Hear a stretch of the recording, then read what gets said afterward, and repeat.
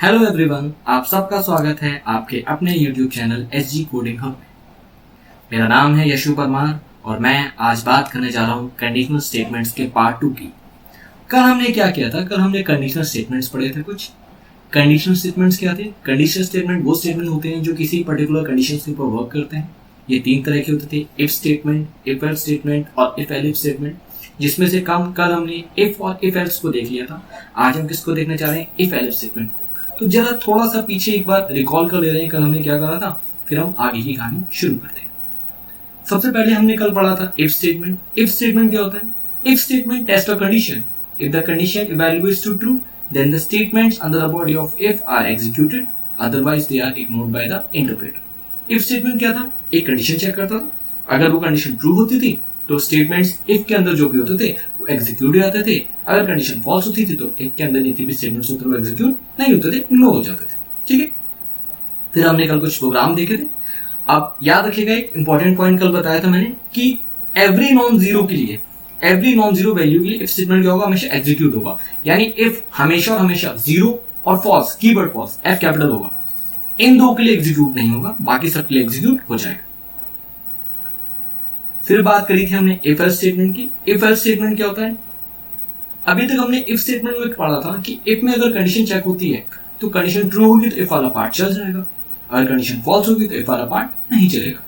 हमने क्या करा? एल्स वाला उसके साथ अब ऐड कर दिया। तो एल्स क्या करता था? जब एल्स इफ के साथ लग जाता है तो अगर इफ की कंडीशन फॉल्स मिलेगी ना तो एल्स वाला पार्ट चल जाएगा। अगर इफ की कंडीशन क्या मिलेगी? ट्रू मिलेगी तो एल्स वाला पार्ट इग्नोर हो जाएगा। ठीक है, तो एल्स वाला उसके साथ जुड़ जाएगा। जब इफ की कंडीशन फॉल्स होती है तो एल्स वाला पार्ट अपने आप ऑटोमेटिकली चल जाता है।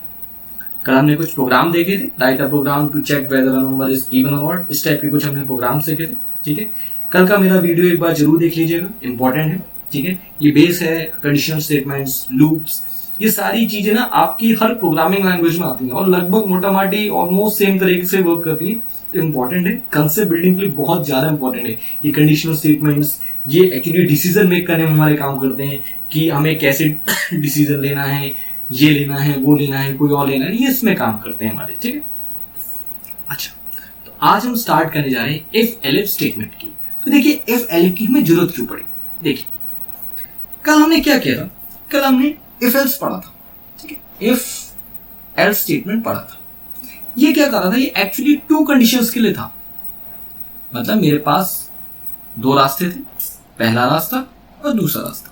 मैंने चेक किया पहला रास्ता, अगर पहला रास्ता सही है तो पहले रास्ते पे चला जाऊंगा, अगर पहला रास्ता गलत तो अल्टीमेटली किस पे जाऊंगा? दूसरा रास्ता। मतलब मेरे पास 2 रास्ते थे, किसी एक पे मुझे चूज करके जाना था। मतलब डिसीजन लेने के लिए मेरे पास 2 ऑप्शन थे, या तो ये चूज करना था या ये चूज करना था। ठीक है, अल्टीमेटली कोई ना कोई चूज हो जाएगा इफ एल्स स्टेटमेंट। लेकिन अगर मेरे पास डिसीजन के लिए मल्टीपल चीजें होंगी, ठीक है, एक सेकेंड यार,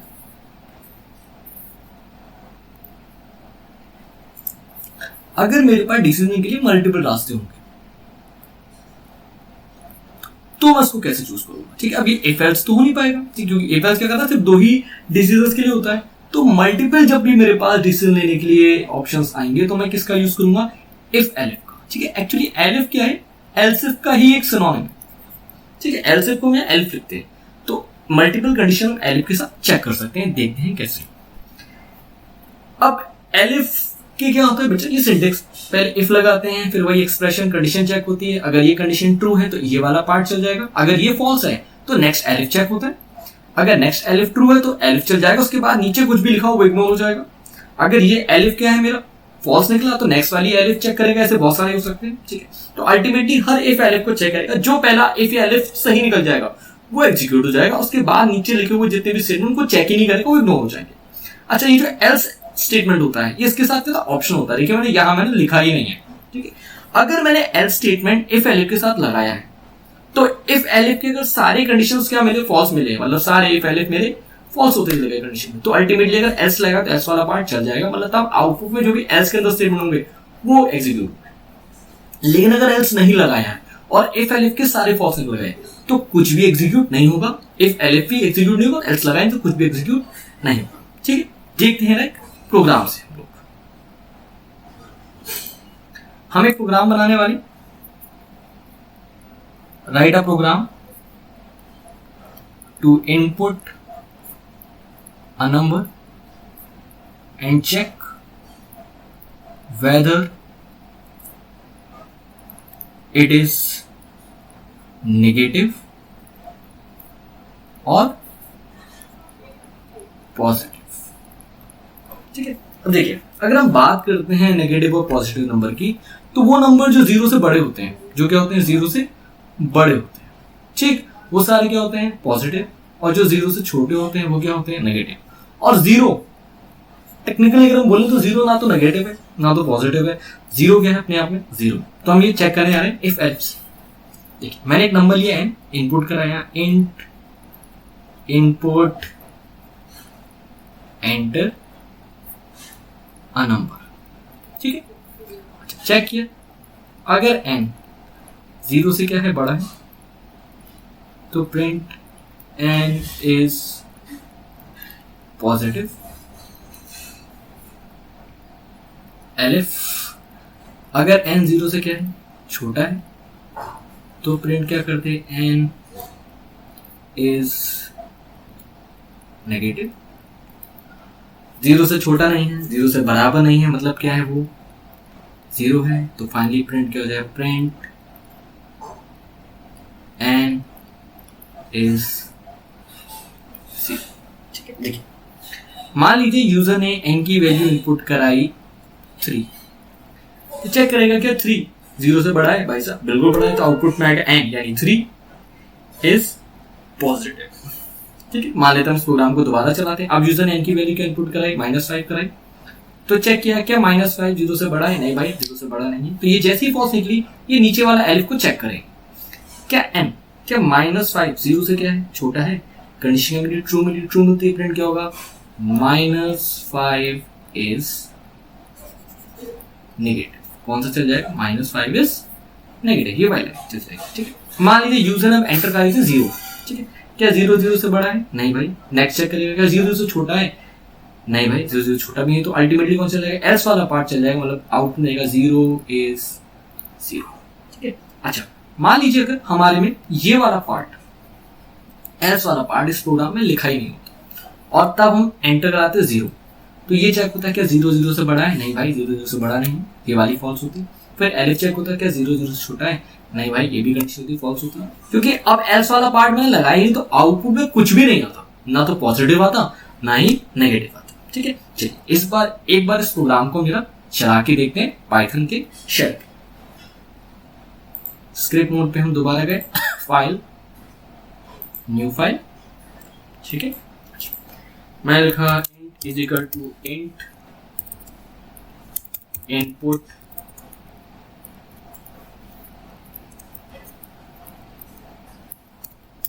enter a number.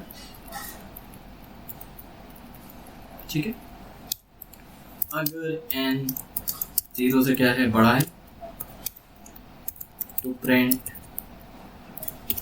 n is positive, elif n is less than 0, print n is negative, else print n is C। इसको हम सेव कर लिया हमने। मान लीजिए मैंने किया इफ एलिफ। अब देखिए जो मैंने कल प्रोग्राम बनाया था इफ वाले, वो सारे यहाँ पे ऑलरेडी सेव है, जिसको क्या बोलते हैं, स्क्रिप्ट मोड बोलते हैं। ठीक है, इसमें प्रोग्राम करते हैं ना, सेव होते हैं। मैंने सेव कर लिया, F5 की है इसकी रन कराने के लिए। मैंने क्या किया, F5 की प्रेस कर दी और देखिए मेरा ये आउटपुट स्क्रीन पे आ गई है वैल्यू। मैंने एंटर कराया नंबर 5, तो देखिए लिखा क्या आया, 5 इज पॉजिटिव। क्यों? क्योंकि बच्चे यहाँ पे हमारा ये वाला केस चला हुआ। ठीक है, पहला वाला केस हमारा चल गया। अब इस प्रोग्राम को दोबारा चलाते, फिर से हमने एक नंबर एंटर कराया। मान लीजिए नंबर एंटर कराया -4, जैसे लिखा बच्चे अब लिखा क्या आ जाएगा, -4 इज नेगेटिव। ठीक है, क्योंकि हमारा सेकंड वाला केस चल जाता है। अब भाई मैं ये था 0 एंटर करा, तो देखते हैं आउटपुट में आता है 0 है 0। थर्ड वाला केस हमारा क्या हो गया, चल गया, तो आउटपुट में क्या आ गया, एंड 0। अब मेरे काम करते हैं, इस वाले भाई साहब को ये ना कमेंट बना देते हैं। कमेंट बनाते ही क्या होता है, ये पार्ट अब एग्जीक्यूट नहीं होगा, ठीक है। मतलब कितना होगा, सिर्फ इतना ही पार्ट होगा एग्जीक्यूट, ठीक है। अब जरा चलाते हैं दोबारा, फिर से मैं एक काम करता हूँ, सेव कर लिया पहले मैंने, फिर से 5 डाला तो देखिए 5 इज पॉजिटिव आया, -4 डालूंगा बच्चे, फिर क्या आएगा, -4 इज नेगेटिव। अब भाई 0 डालते हैं, ठीक है, क्योंकि एल्स वाला पार्ट नहीं लगाया था, तो एल्स वाला पार्ट नहीं लगाया था तो कुछ भी आउटपुट नहीं आना चाहिए, क्योंकि एल्स वाला ही नहीं, और अगर सारी कंडीशन फॉल्स होंगी तो इसके अलावा कुछ भी नहीं चलेगा। तो देखते हैं, देखिए भाई आउटपुट में हमारा कुछ भी नहीं आएगा। तो एल्स ऑप्शनल पार्ट होता है, नहीं लगाएंगे तो एरर नहीं आएगी, बस अगर सारी इफ एल्स कंडीशन फॉल्स हो जाएंगी तो कुछ भी एग्जीक्यूट नहीं हो पाएगा। और एल्स वाला केस में लगाने पे क्या होता है हमारा, कि अगर सारी फॉल्स हो जाएंगी तो बच्चे कौन सा मिल जाएगा, हमें एल्स वाला हमारा पार्ट मिल जाएगा, मतलब एल्स वाला पार्ट एग्जीक्यूट हो जाएगा, ठीक। अब एक और बढ़िया क्वेश्चन करते हैं। क्वेश्चन क्या है, right a program to read 2 numbers and an arithmetic operator and display the computer result. Question ये है कि आपको क्या करना है। अब देखिए क्वेश्चन सॉल्व कैसे करना है, क्वेश्चन बनाना कैसे, बहुत इंपॉर्टेंट है। अब आप यहाँ पे ये देखिए, आपको क्या करना है, आपको 2 नंबर एंटर कराने हैं। मान लीजिए मैंने एक नंबर लिया x, इनपुट करा दो, ठीक है, और एक y नंबर इनपुट करा देंगे, ठीक है बच्चे। हमने क्या किया, x नंबर इनपुट कराया और एक y नंबर इनपुट कराया और एक ऑपरेटर इनपुट कराया। ऑपरेटर क्या हो सकता है, या तो प्लस, या तो माइनस, या तो इनटू, या तो डिवाइड, ठीक है। और अल्टीमेटली मुझे क्या कराना है, जो भी ऑपरेटर कराऊंगा उसका क्या होगा, रिजल्ट आ जाए, ठीक है। तो मुझे क्या कराना है, पहला स्टेप क्या है, मुझे एक नंबर एंटर कराना है, एंटर नंबर, जो कि 2 होने चाहिए। दूसरा स्टेप क्या होना चाहिए बच्चे, मुझे एंटर ऑपरेटर कराना है, जो भी ऑपरेटर होगा मुझे उसके भी आपका रिजल्ट को क्या करना है, कंप्यूट करना है, और फाइनली मुझे क्या करना है, डिस्प्ले करना है। देखते हैं, ठीक है। देखिए आपने एक वेरिएबल लिया x is equal to int input enter first number, पहला नंबर इनपुट करा दिया बच्चे आप। उसके बाद y is equal to int input enter second number, ठीक है। अब मान लीजिए यूजर ने x की वैल्यू इनपुट कराई है 6, y की इनपुट कराई है 2। यूजर कुछ भी करा सकता है, 6 और 2 ले लिया। अच्छा अब हमने क्या करा, एक z नाम से ऑपरेटर ले लिया, मैंने कराया input enter operator plus minus into divide, मतलब इसमें से कोई भी चार करा सकता है। देखिए यहाँ पे मैंने इंट नहीं लिखा है, क्यों, क्योंकि प्लस माइनस इनटू डिवाइड क्या है, स्ट्रिंग होती है, ठीक है, कैरेक्टर्स। और input method by default string की फॉर्म में चीज क्या कराता है, एंटर कराता है, तो उसको किसी भी चीज में कन्वर्ट करने की जरूरत नहीं है, ठीक है। अच्छा अब ये क्या है, एक्स वाई जेड, मतलब मैंने जेड भी एंटर करा लिया। मान लीजिए यूजर ने जेड एंटर कराया प्लस, तो चेक करिए अगर जेड किसके बराबर है, प्लस के। अब जितने भी हमारी कैरेक्टर स्ट्रिंग होती है, ठीक है, या तो वो सिंगल कोट्स में आएंगे या डबल कोट्स में आती है, ठीक है। अगर जेड हमारा प्लस है तो बच्चे क्या हो जाए, प्रिंट हो जाए एक्स प्लस वाई, ठीक है। अच्छा अगर जेड हुआ तो आउटपुट में क्या आएगा, 6 + 2 8 आ जाएगा, ठीक है। अच्छा अब भैया मान लीजिए उसने प्लस नहीं कराया, उसने क्या कराया, उसने माइनस कराया, तो elif z is equal to minus, तो प्रिंट क्या हो जाए, x माइनस वाई, यानी प्रिंट क्या हो जाए, 6 - 2 यानी 4 हो जाए। Elif z is equal to मैंने क्या किया, एस्ट्रिक इंटू वाला किया, तो प्रिंट क्या हो जाए बच्चे, x into y. Elif z is equal to अगर ये है,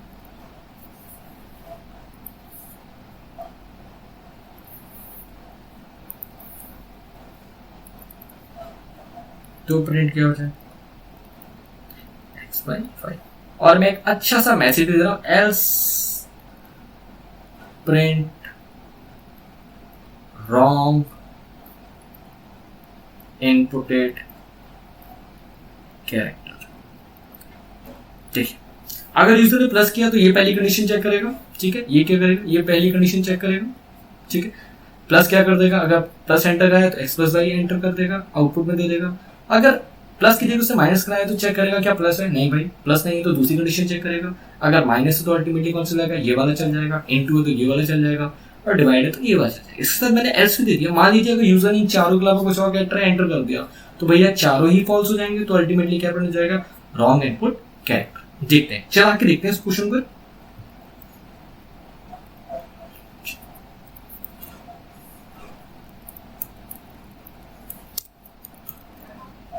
मैंने क्वेरी दी x input enter first number, एक लिया था y is equal to int input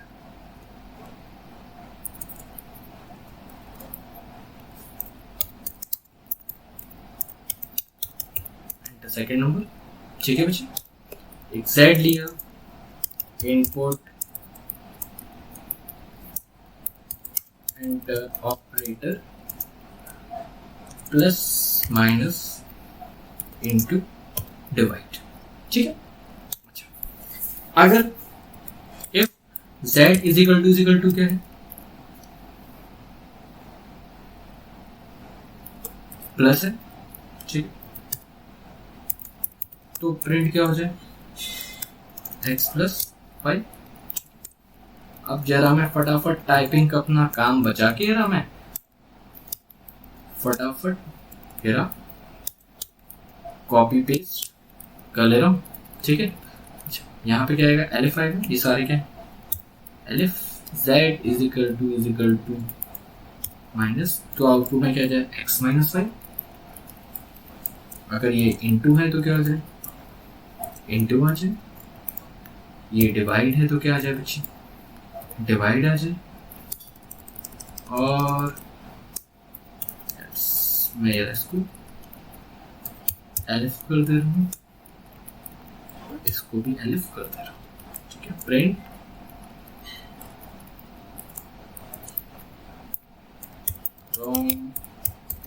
inputted operator, ठीक है। इसको कर लिया मैंने सेव, और यार अब हम करते हैं बच्चे इसको, ठीक है। अच्छा, एक बार यार इसको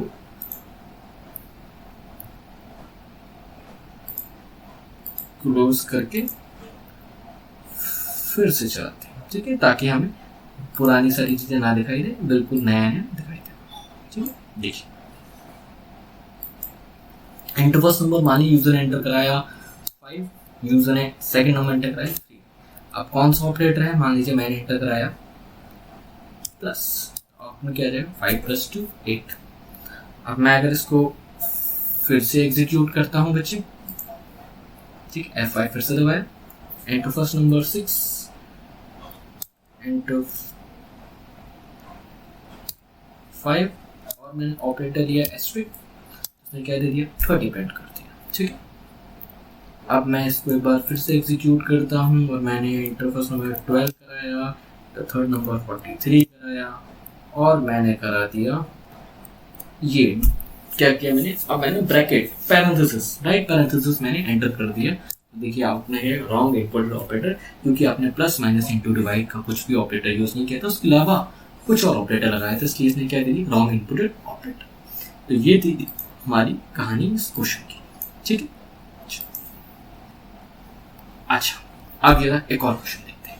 क्वेश्चन ये है, right a program to enter 3 numbers from the user and display the largest. अब क्वेश्चन ये कि आपको क्या कराना है, यूजर से 3 नंबर एंटर कराने और उसमें से लार्जेस्ट नंबर निकालना है, ठीक है। अब देखिए इसको सॉल्व कैसे करना है इस क्वेश्चन को। देखिए मान लीजिए यूजर ने एक नंबर एंटर कराया ए, दूसरा नंबर एंटर कराया बी, और तीसरा नंबर एंटर कराया सी।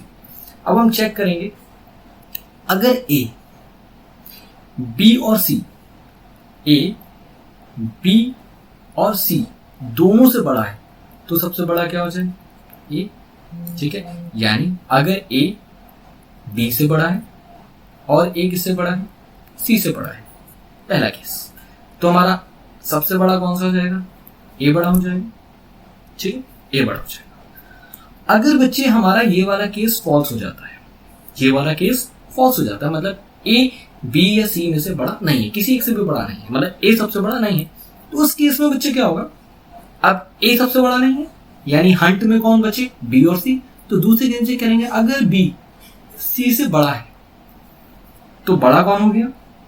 बी, नहीं तो अल्टीमेटली कौन सा बड़ा हो गया? सी। फिर से बता रहा हूं, सबसे पहले हम चेक करेंगे क्या ए, बी और सी दोनों से बड़ा है। अगर दोनों से बड़ा है तो सबसे बड़ा कौन हो गया? ए। अगर दोनों से बड़ा यानी किसी एक से भी छोटा है तो हंट में कौन से बच्चे? सिर्फ बी और सी। अब ये तो बाहर हो गया, ये सबसे बड़ा नहीं है, तो फिर हम चेक करेंगे क्या बी सी से बड़ा है? बिल्कुल बड़ा है। अगर चेक करेंगे बी सी से बड़ा, अगर बी बड़ा है तो क्या हो जाएगा? बी हमारा आउटपुट हो जाएगा। अगर बी सी से बड़ा नहीं तो अल्टीमेटली आउटपुट कौन सा हो जाएगा? हमारा सी आउटपुट हो जाएगा। देखते हैं इस क्वेश्चन को अब प्रोग्राम में करके, ठीक है। चलिए,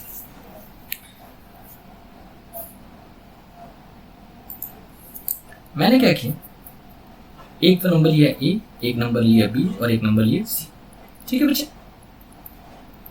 इनपुट कराया int input enter first number, B कराया int input enter second number, C कराया int input enter third number. अगर ए बी से बड़ा है और साथ में ए किससे बड़ा है, थोड़ा सा इसको अच्छा सा है, और साथ में अगर ए किससे बड़ा है, हमारा सी से बड़ा है, तो प्रिंट हो जाए A is largest। अगर ये नहीं है तो दूसरा किस चलेगा मेरा एलिफ, बी सी से बड़ा है, तो print b is largest, else print c is largest. ठीक है बच्चे, ये था हमारा ये प्रोग्राम। हमने क्या किया, 3 नंबर इंटर कराए, चेक कर लिया कि ए बी और सी दोनों से बड़ा है, तो ए बड़ा है, नहीं तो बी बड़ा है, नहीं तो सी बड़ा है। अब यार इसको ड्राई रन करके देखते हैं, ठीक है बच्चे।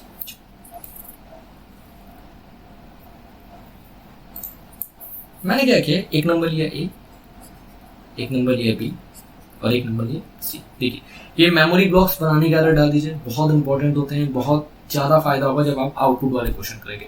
और आपका 11th बहुत ज़्यादा इंपॉर्टेंट है, क्योंकि क्लास 12th पूरा 11th के ऊपर बेस्ड है, पहली बात तो ये। और लगभग 17-18 नंबर का 11 से डायरेक्ट क्वेश्चन आते हैं क्लास 12th में, ठीक है। इनडायरेक्टली तो पूरा पेपर ही होता है ऑलमोस्ट, मतलब 40-45 मार्क्स का ऑलमोस्ट 70 में से यहाँ के कंसेप्ट यूज होते हैं वहाँ पे, ठीक है।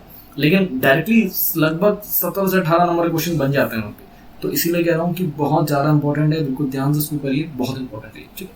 अच्छा, मान लीजिए यूजर ने ए इनपुट कराया 4, बी इनपुट कराया 5 और सी इनपुट कराया 3, ठीक है। अच्छा, चेक किया क्या ए कितना है नीचे 4, क्या 4 5 से बड़ा है और क्या 4 3 से बड़ा है, दोनों कंडीशन चेक करेगा। एंड क्या करता है, ये तभी ट्रू रिटर्न करता था जब क्या होती थी, हमारी दोनों कंडीशन ट्रू होती थी या सारी कंडीशन ट्रू होती थी, ये हमारे लॉजिकल ऑपरेटर्स में आता था, ठीक है। क्या 4 5 से बड़ा है, नहीं भाई बड़ा नहीं है, ये पहली फॉल्स निकल गई, तो ये वाला पार्ट एग्जीक्यूट नहीं होगा। यानी अब हमें दिख चुका है कि ए भाई सबसे बड़ा तो नहीं है, तो अब अल्टीमेटली क्या बचे हमारे 2 नंबर बच्चे बी और सी। अब चेक किया क्या बी सी से बड़ा है, बी कितना है बेटा 5 और सी कितना है 3, क्या बी 5 से बड़ा है, क्या 5 3 से बड़ा है, बिल्कुल बड़ा है। कंडीशन क्या होगी हमारी ट्रू नहीं थी, आउटपुट में गया 5 इज लार्जेस्ट। अगर मान लीजिए ये कंडीशन फॉल्स में, तो अल्टीमेटली हमारा कौन सा खुद ब खुद पड़ा जाता, सी वाला पड़ा। तो ये हमारा क्वेश्चन था कि right a program to enter 3 numbers and check which number is largest, ठीक है। चलिए इन 2 क्वेश्चन को हम देखते हैं कल की क्लास में। अभी का आपका काम क्या है, जितना भी कराया है उसको एक बार पढ़िएगा। एक क्वेश्चन ना और अपनी तरफ से एक होमवर्क में दे रहा हूँ, ठीक है। आपको क्या करना है, right a program to input 3 numbers and check whether